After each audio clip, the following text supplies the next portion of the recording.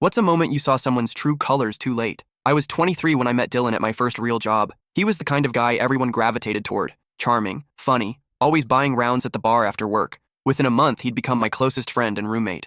Dylan had this way of making you feel like the most important person in the room. He'd remember details about your life that even you forgot. When my dad was in the hospital, Dylan drove 4 hours with me just to sit in the waiting room. When I got promoted, he threw me a surprise party. "You're like the brother I never had," he told me one night over beers. I felt the same way. For 2 years, we were inseparable. We double dated, took trips together, and even started talking about going into business together. Dylan had this app idea, something about connecting local musicians with venues. He was passionate about it, staying up all night sketching wireframes and business plans. "I just need someone I trust to handle the business side," he said. "Someone like you." I was flattered. Dylan was brilliant with technology, and I'd always been good with numbers and strategy. We started meeting with investors, and I put together detailed financial projections. Several venture capital firms showed interest. That's when Dylan suggested we make it official. "We should incorporate," he said. "Equal partners, 50-50 split." I agreed immediately. Dylan drew up the paperwork himself. He'd taken business law in college. I signed without reading it carefully. Why would I? This was my best friend, practically my brother. The app launched 6 months later and took off faster than we'd dreamed.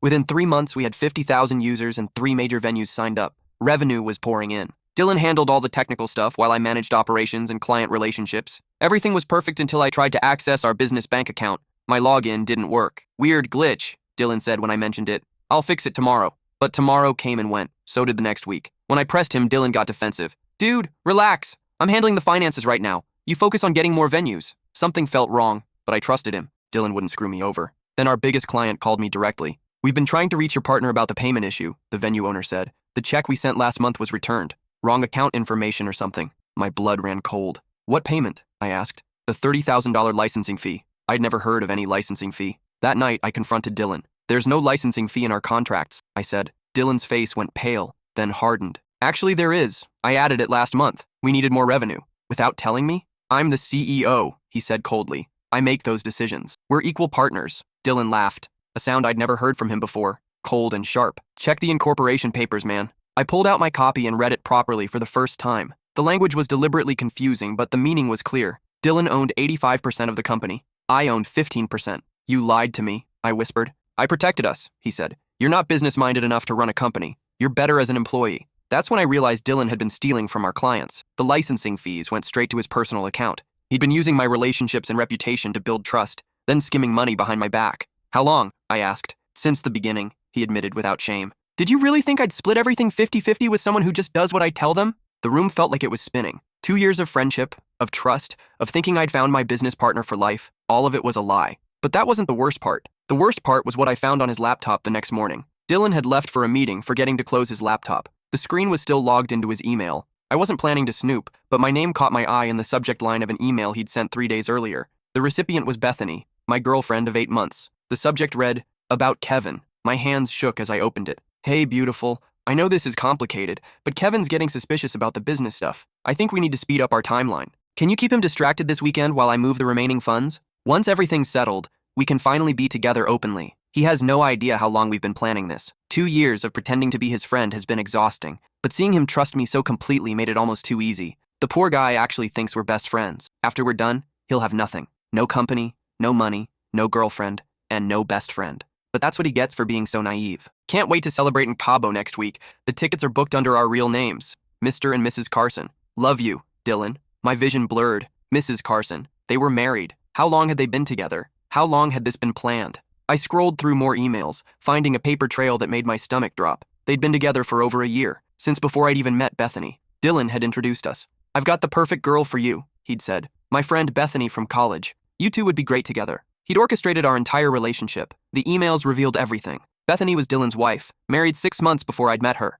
They'd been running cons together since college. She'd charm Marks while he gained their trust professionally. I wasn't their first victim, but I was apparently their biggest score yet. According to their correspondence, they'd stolen over $400,000 from our business accounts and clients. The plan was to disappear to Mexico while I faced fraud charges they'd already set in motion. One email made my blood freeze. "The police report is ready to file. Kevin's signature on the fake client contract should be enough evidence. His fingerprints are all over the forged documents since I had him help me organize the filing cabinet last week. Once we're out of the country, I'll submit everything anonymously. By the time anyone figures out what really happened, we'll be long gone and Kevin will be in prison. They weren't just stealing from me. They were framing me. I spent the next hour reading through their entire email history, each message more devastating than the last. They had detailed discussions about my personality, my weaknesses, my triggers. Dylan had been taking notes on me like I was a laboratory rat. One exchange from 6 months into our friendship particularly stung. Dylan: Kevin bought me lunch again today. He's so eager to please, it's almost pathetic. Bethany: Perfect. Keep building that dependency. The more he relies on you emotionally, the easier this becomes. Dylan: He actually thanked me for being such a good friend. I almost felt bad for a second. Bethany: Don't go soft on me now. Remember what happened with the last Mark who figured things out. The last Mark. I wasn't even their first victim. They'd done this before. I kept reading, finding references to at least 3 other people they'd scammed over the years. Each con followed the same pattern. Dylan would befriend the target, Bethany would seduce them, and together they'd steal everything before disappearing. But they'd never tried to frame anyone before. That was new. According to their emails, the frame job was Bethany's idea. She'd gotten tired of running from place to place and wanted to settle down. If they could pin their crimes on someone else, they could stay in the area and live off the stolen money indefinitely. Lucky me. I heard the front door open. Dylan was back. I quickly closed the laptop and pretended to be making coffee. My mind raced as his footsteps approached the kitchen. Morning, partner, Dylan said with that same charming smile I'd fallen for 2 years ago. Ready for another big day? I wanted to punch him. Instead, I smiled back. Absolutely. Actually, I've been thinking about what you said last night. You're right. You should handle more of the decision-making. Dylan's eyes lit up. I'm glad you see it that way. Trust me, this is better for everyone. I do trust you, I lied. In fact, I want to help however I can. Is there anything specific you need me to do today? Actually, yeah. Could you swing by the bank and make a deposit? I've got some client checks that need to go in. He handed me an envelope. I nodded eagerly. Of course. Anything else? That's it for now. Oh, and don't forget dinner with Bethany tonight. She's been looking forward to seeing you. The way he said her name, with a slight smirk, made me want to vomit. Instead, I kept smiling. Wouldn't miss it. After Dylan left, I sat at the kitchen table trying to process everything. My best friend wasn't my friend. My girlfriend was his wife. My business was being systematically looted, and I was being set up to take the fall for all of it. The betrayal was so complete, so calculated, that I almost admired the artistry of it. Almost. I thought back to all the moments I'd treasured. Dylan driving me to the hospital when Dad had his heart attack, staying up all night to help me prepare for investor meetings, being the best man at my cousin's wedding when I couldn't find anyone else to ask. None of it had been real. Every kind gesture, every moment of support, every piece of advice, it had all been part of an elaborate performance designed to gain my trust so they could destroy me more completely. The worst part was remembering how grateful I'd been. How many times had I told people how lucky I was to have Dylan in my life? How often had I bragged about finding such an amazing girlfriend?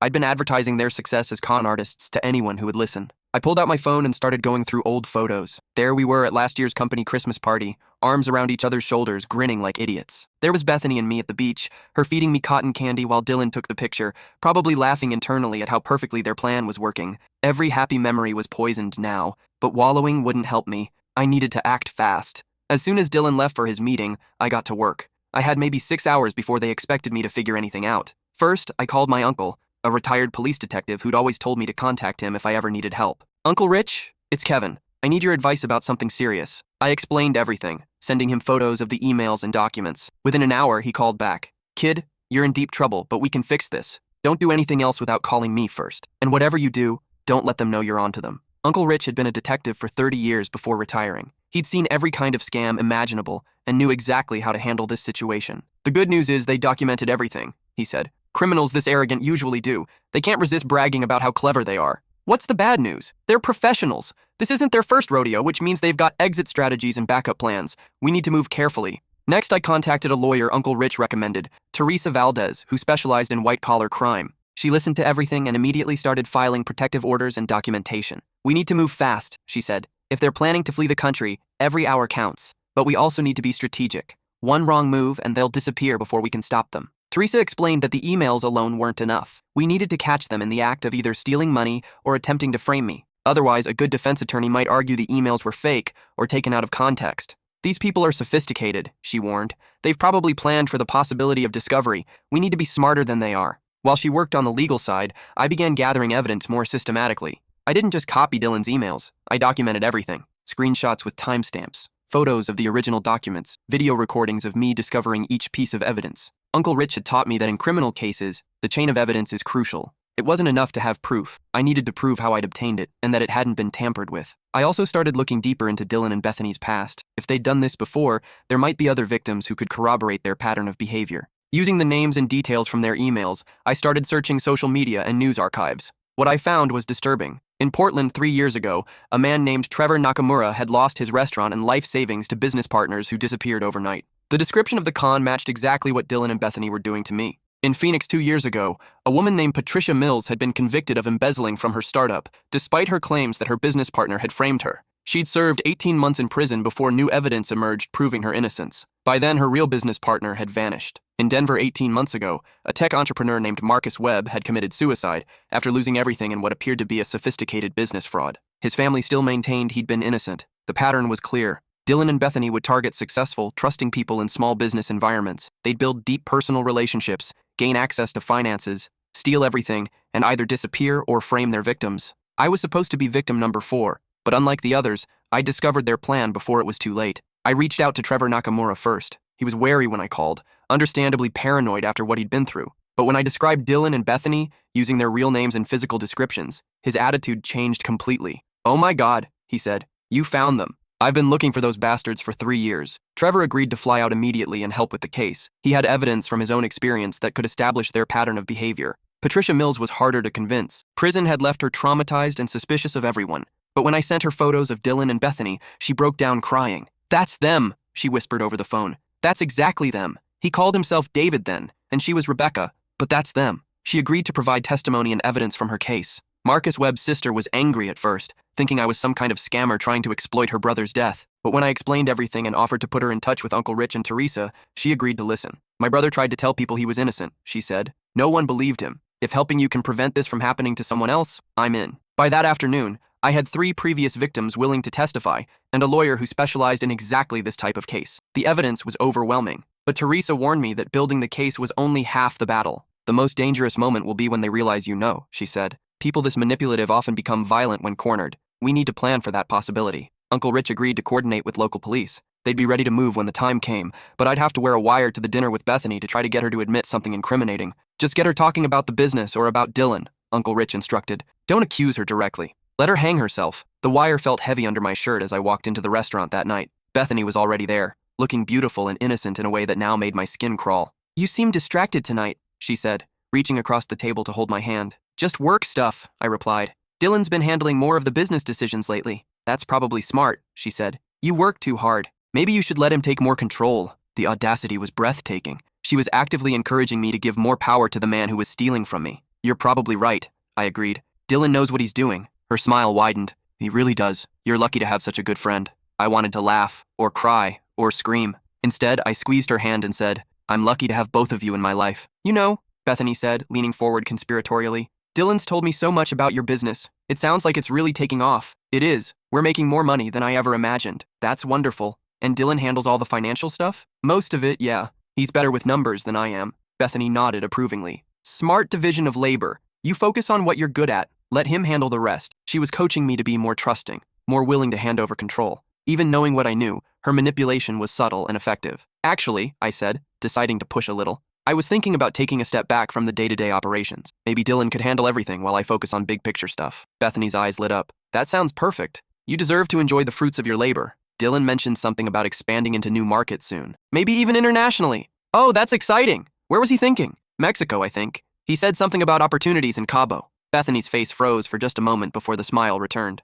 "Mexico could be interesting," she said carefully. I pressed on. "Yeah, he seemed really excited about it. Said we might need to travel there soon to check things out." Well, Dylan's always been good at spotting opportunities. She was being more cautious now, but I'd gotten what I needed. Her reaction to Cabo confirmed she knew about their escape plan. The rest of dinner passed in surreal small talk. Bethany kept up her performance perfectly, playing the loving girlfriend concerned about my well-being. If I hadn't read those emails, I never would have suspected anything. As we walked to our cars, she kissed me goodnight. "I love you," she said, looking directly into my eyes. The words felt like poison. "I love you too," I replied, knowing it might be the last lie I'd ever tell her. The next morning, Dylan was practically vibrating with excitement. "Big day today," he announced over breakfast. "I need to handle some final business details. You should probably take the day off." "Actually, I've been meaning to talk to you about something," I said. Dylan paused, coffee cup halfway to his lips. "What's up?" "I've been thinking about what you said about me not being business-minded enough." "You're right. I want to sign over full control of the company to you." Dylan's eyes widened, then narrowed slightly. "Are you sure?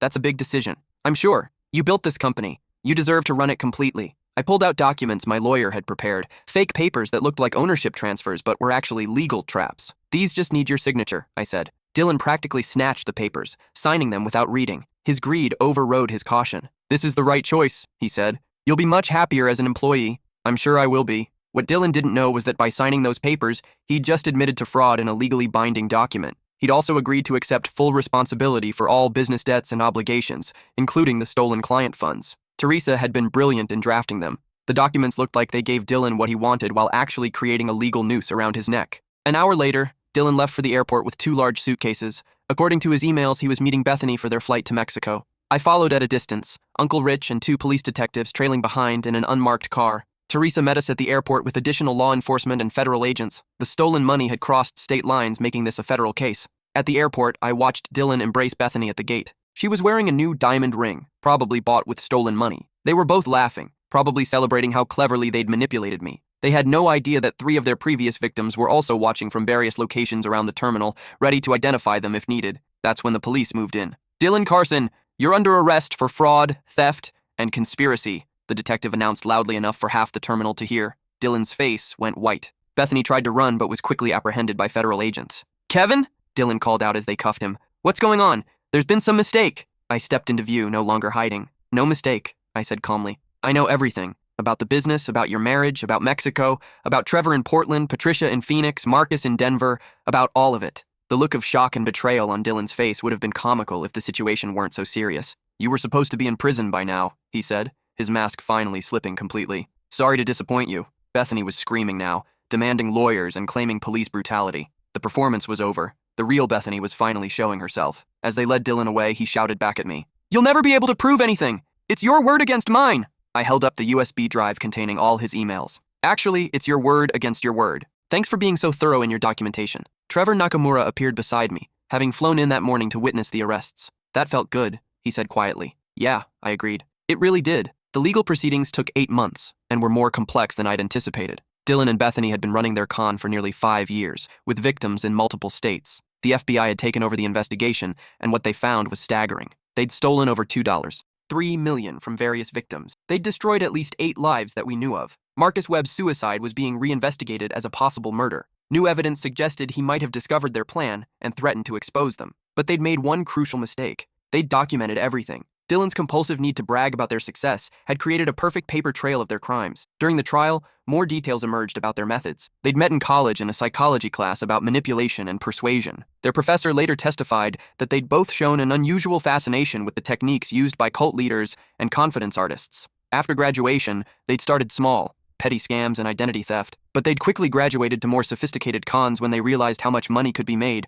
by targeting successful entrepreneurs. They'd choose victims carefully. Single men who were successful but lonely, trusting but naive. They'd research their targets extensively before making contact, learning their backgrounds, their insecurities, their dreams. Dylan would establish the friendship while Bethany handled the romantic manipulation. They'd isolate their victims from other relationships, making themselves indispensable sources of both emotional and professional support. The psychological evaluation revealed that both Dylan and Bethany were classic sociopaths, charming and intelligent, but completely lacking in empathy or genuine emotion. Everything they'd done had been calculated performance, designed to exploit normal human needs for connection and trust. Dr. Sarah Chen, the forensic psychologist who evaluated them, explained it to me during my victim impact testimony. "They don't see other people as human beings with feelings," she said. "To them, you were just a resource to be exploited. The friendship you thought you had never existed. They're literally incapable of forming genuine emotional connections." That was somehow both devastating and liberating to hear. Devastating because it confirmed that nothing I'd treasured about our relationship had been real. Liberating because it meant the fault wasn't mine. I hadn't failed to see who Dylan really was, because the person I'd known had never existed.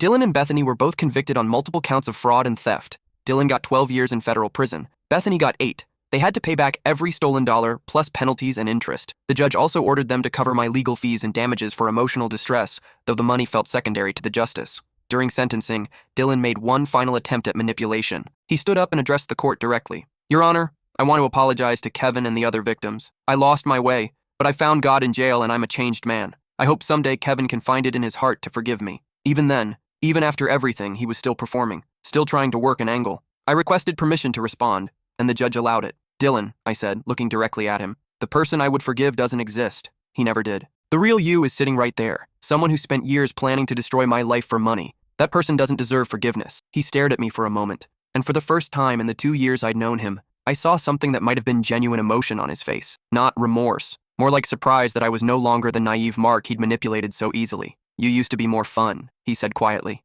"You used to be my friend," I replied. Turns out we were both wrong. After the trial, I had to rebuild everything, not just my business and finances, but my entire sense of how the world worked. I'd always been someone who trusted easily, who wanted to believe the best about people. Dylan and Bethany had nearly destroyed that part of me, and I spent months in therapy trying to figure out how to move forward without becoming cynical and paranoid. My therapist, Dr. Martinez, helped me understand that what had happened to me wasn't about my judgment being flawed. It was about encountering people who were fundamentally different from most humans. Most people, even when they lie or hurt others, have some capacity for empathy, he explained. They feel guilt or conflict about causing harm, but sociopaths don't experience those emotions. They can mimic them perfectly, but they don't feel them. So, how do you protect yourself from people like that? I asked. You learn to distinguish between trustworthiness and charm, he said. Trustworthy people earn trust through consistent actions over time.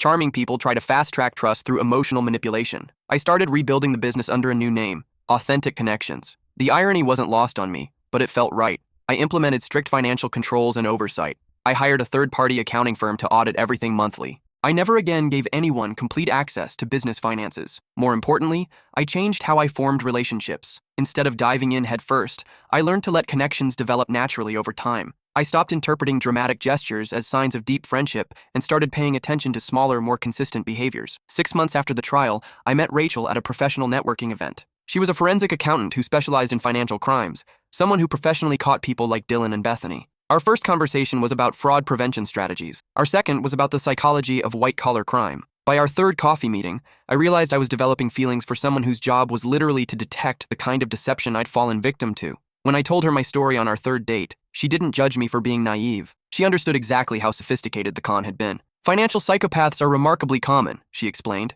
They're not mentally ill in the traditional sense. They're just wired differently. They genuinely don't feel empathy or guilt about hurting people. How do you spot them? I asked. It's hard, she admitted. They're often charming and intelligent, but there are patterns. They rush intimacy. They isolate you from other relationships. They create urgent situations that require trust, and they're always testing boundaries. Looking back, Dylan had done all of those things. He'd rushed our friendship, gradually distanced me from other colleagues, created business emergencies that required me to rely on him, and constantly pushed me to trust him more completely. I'd missed every warning sign because I wanted so badly to believe in the friendship. Rachel and I took things slowly, very slowly. She actually preferred it that way. She'd seen too many good people destroyed by misplaced trust to rush into anything herself. Our relationship developed naturally over months of shared experiences and consistent behavior. When she said she cared about me, I believed her because I'd watched her treat everyone in her life with genuine kindness and respect. When she said she trusted me, it meant something because she was someone who understood the value of trust. A year later, Rachel moved in with me. She insisted on separate bank accounts and a written agreement about household expenses. To some people, that might have seemed unromantic, but to me it felt like the foundation of a healthy partnership based on mutual respect rather than blind faith. Around that time, I got a letter from Dylan in prison. He'd found my address somehow and wanted to explain his side of the story. The letter was classic Dylan, charming, manipulative, and completely lacking in genuine remorse. Kevin, I know you probably don't want to hear from me, but I wanted you to know how sorry I am for everything that happened. I've had a lot of time to think in here, and I realize I hurt you badly. I want you to understand that I never intended for things to go as far as they did. What started as a simple business arrangement got out of hand. Bethany was the one who wanted to frame you. I just went along with it because I was weak. I know this doesn't excuse what I did, but I want you to know that our friendship was real for me, even if I made some terrible choices. I miss our talks and the good times we had. I'm getting out in 6 years with good behavior. Maybe when I do, we could grab a coffee and talk things through. I'd like the chance to make things right between us. Your friend, I hope. Dylan. I read it twice, marveling at how he was still trying to manipulate me even from prison. The letter hit all the classic manipulation tactics: false apology, shifting blame to Bethany, claiming our friendship had been real, suggesting he was the victim of circumstances rather than the architect of them. The most telling part was his suggestion that we grab a coffee when he got out. Even after everything, he still thought he could charm his way back into my life. I threw the letter away without responding. 3 months later, I got another letter, then another. Dylan was persistent, changing tactics each time. Sometimes he played the victim, sometimes the reformed sinner, sometimes the old friend who just wanted closure. I never responded to any of them. Rachel suggested I have my lawyer send a cease and desist letter, but I decided Dylan's letters were actually useful. They reminded me of who he really was, someone who would never stop trying to find an angle, never stop looking for a way to exploit any opening I might give him. 2 years after the trial, Authentic Connections was thriving. We had 47 venues using our platform and over 200,000 registered musicians. More importantly, the business was built on genuine relationships and transparent practices. I'd learned to value partnerships that developed slowly, based on consistent actions rather than dramatic promises. My new business partner, Carlos Mendez, was a musician turned entrepreneur who'd spent 6 months proving his reliability before I'd even considered working with him. Carlos knew my story and understood why I needed to verify everything. He actually appreciated the careful approach. He'd been burned by unreliable partners before and preferred working with someone who took due diligence seriously. We had a detailed partnership agreement reviewed by 3 different lawyers. We used a third-party accounting firm and required both signatures for any expenditure over $500. What might have seemed like overkill to some people felt like basic common sense to us. Rachel and I got engaged that spring. She insisted on a prenuptial agreement, not because she didn't trust me, but because she'd seen too many relationships destroyed by financial misunderstandings. Love is about emotion, she said. Marriage is also a legal and financial partnership. We should be clear about both aspects. I agreed completely. We worked with lawyers to create an agreement that protected both of us while ensuring we could build a life together without paranoia or hidden resentments. Our engagement party was small but meaningful. 20 people who'd proven their friendship through consistent actions rather than dramatic gestures. Uncle Rich was there, along with Teresa, Carlos, and several colleagues who'd supported me through the difficult period after Dylan's betrayal. Trevor Nakamura flew in from Portland.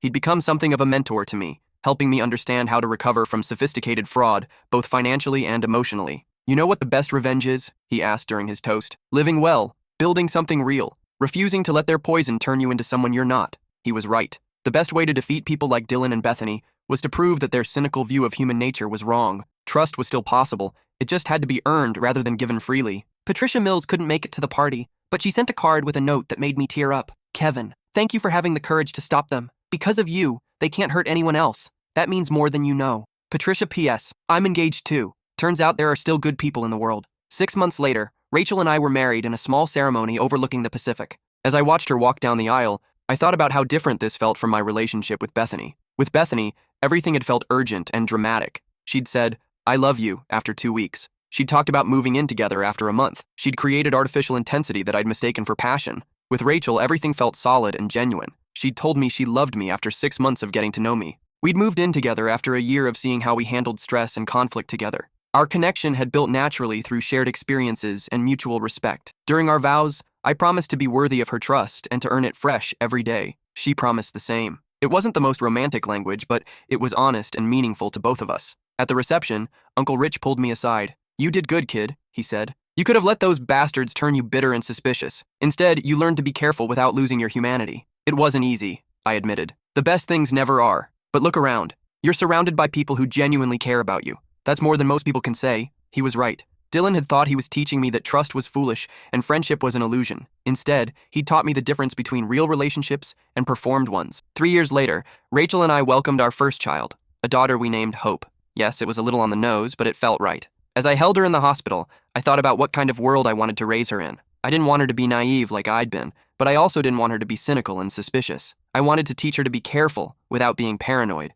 trusting without being foolish, kind without being gullible. Most importantly, I wanted to raise her to be someone who would never use another person's trust as a weapon against them. Rachel and I talked often about how to prepare Hope for a world where people like Dylan and Bethany existed without making her afraid of forming connections with good people. "We'll teach her to trust her instincts," Rachel said, "and we'll make sure she knows the difference between kindness and manipulation." "How do you teach that?" I asked. "Same way you learned it," she said. "Experience, unfortunately, but also by modeling healthy relationships so she knows what real trust looks like." When Hope turned 2, I got one final letter from Dylan. He was up for parole review and wanted character references from his victims. "Kevin, I know this is a lot to ask, but I'm hoping you might consider writing a letter for my parole hearing. I've changed a lot in here. I've completed anger management, addiction counseling, and financial responsibility courses. I found God and dedicated my life to helping other inmates avoid the mistakes I made. I know I hurt you, but I hope you can find it in your heart to forgive me and help me get a second chance. I want to make amends for what I did. If you could see who I am now, I think you'd be proud of the man I've become.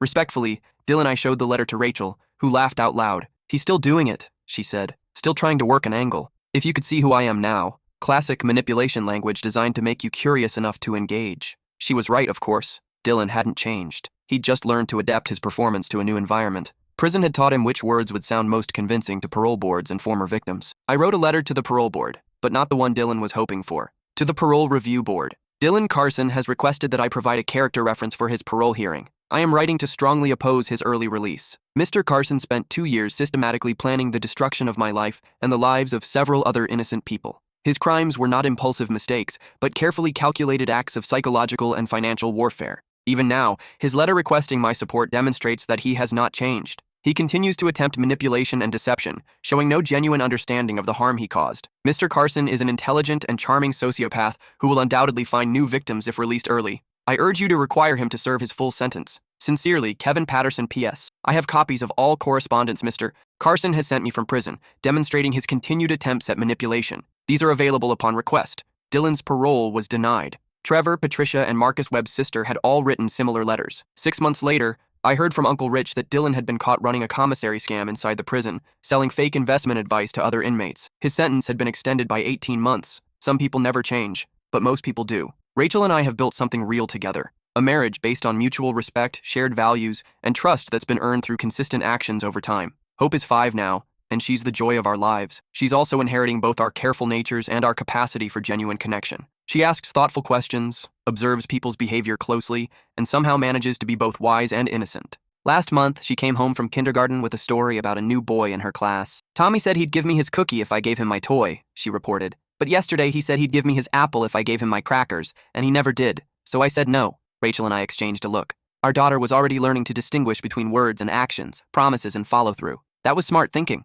I told her. What did you do instead? I shared my cookie with Emma because she always shares with me. Trust, but verify. And invest in people who've proven themselves worthy of investment. It's not a perfect strategy. No approach to human relationships ever is, but it served us well. Sometimes people ask if I regret trusting Dylan. The answer is complicated. I regret not being more careful. I regret not reading the incorporation papers. I regret not questioning the financial irregularities sooner. But I don't regret being the kind of person who trusts people. The world needs people who believe in friendship and loyalty and second chances. The trick is learning to extend those gifts wisely. Dylan taught me that some people will see your trust as an opportunity to hurt you. But for every Dylan in the world, there are dozens of people like Uncle Rich, like Teresa, like Rachel, like Carlos. People who respond to trust with trustworthiness. The key is learning to tell the difference before it's too late. Now, when someone shows me who they are, I believe them the first time. And when someone seems too good to be true, I remember that sometimes they are. But I haven't let Dylan's betrayal make me cynical. I still trust people. I just do it smarter now. And I sleep better at night knowing that the next Dylan who tries to con me will find themselves up against someone who's learned from experience. Some lessons you can only learn the hard way, but once you've learned them, you never forget. Last week, Hope asked me why some people are mean to others. Well, I said, thinking carefully about how to explain complex ideas to a 5-year-old, most people who seem mean are actually just sad or scared or hurt, but a few people are different. They hurt others because they want something, not because they're in pain. How can you tell the difference? She asked. You watch what they do, not just what they say. Good people's actions match their words. Mean people's actions are different from their words. Like Tommy with the cookie? Exactly like Tommy with the cookie. She nodded thoughtfully. So I should be friends with people like Emma who share even when they don't have to? That's exactly right. As I tucked her in that night, I felt grateful that she was learning these lessons in kindergarten rather than at 23. Some wisdom comes easier when you're young enough to still be forming your understanding of how the world works. Rachel and I are expecting our second child this fall, a boy we're planning to name Trust. Just kidding. We're naming him Charlie. But the sentiment stands. Despite everything Dylan put us through, we still believe in the possibility of genuine human connection. We're just more careful about how we build it. And that, I think, is the real victory. Dylan wanted to destroy my faith in people and relationships. Instead, he taught me how to have that faith more wisely. Not bad for someone who thought he was so much smarter than everyone else. Sometimes the best revenge really is living well,